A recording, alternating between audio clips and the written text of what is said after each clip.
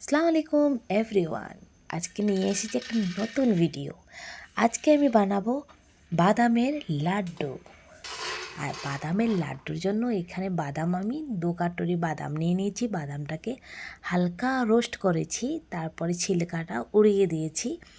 এখন ছোটো একটা বাটি নিয়ে সেটা বাদামগুলো 2 ফাল্টা 3 ফাল্টা করে নেব। তারপরে বাদামগুলো হয়ে গেছে, এখন আমরা গুড়টাকে গলিয়ে নেব। গলার জন্য আমি এখানে 2 চামচ 3 চামচ পানি দিয়েছি।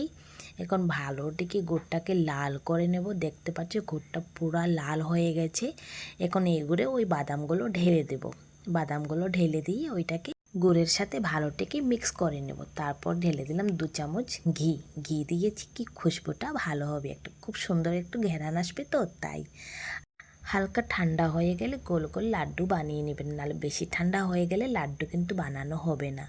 আর এত সুন্দর এত টেস্টি লাড্ডু হয়েছে না, ঘরে বানিয়ে খাবেন। আর ভিডিও কেমন লেগেছে কমেন্টে জানাবেন। বাই।